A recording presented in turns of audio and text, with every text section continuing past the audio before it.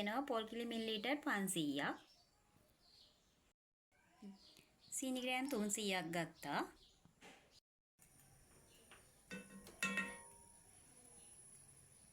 මුලින්ම මම පොල් කිරි ටික ලිපේ තියාගත්තා.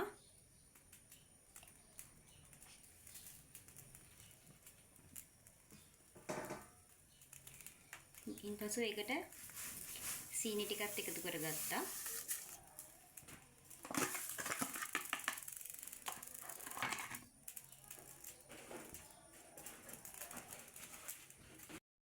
එනසල් කුඩු සැවල්පෙකුව එකතු කරගත්තා.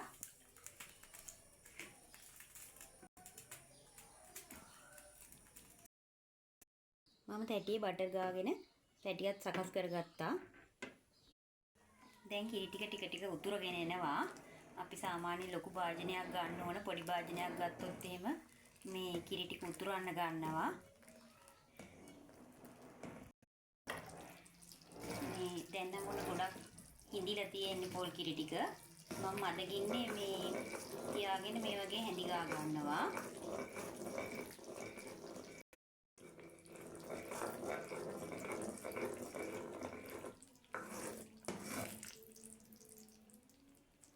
තව ටිකක් මදි වගේ නේද?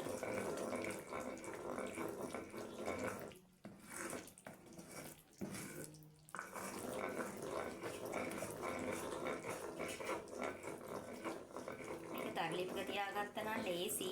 මම හැදුවේ ගෑස් එකේ. ඒකේ මට ටිකක් වෙලාවක් යනවා.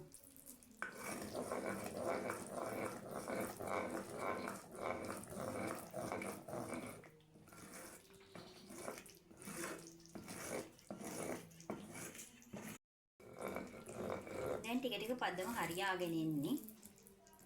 දැන් ඔයාලට පේන්නේ නැති මේක ගාන වෙලා තියෙනවා.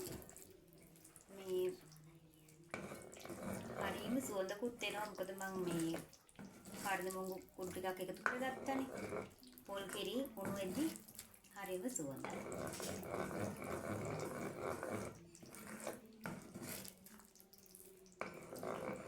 දැන් හරියම සුවඳයි.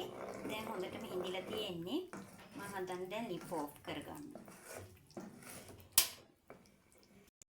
දැන් මම මේ මිශ්‍රණය තැටියට දාගත්තා.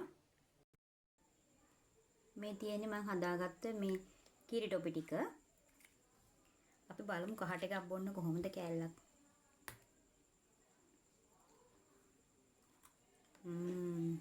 හරිම රසයි. ඔයගොල්ලොත් හදලා බලන්න.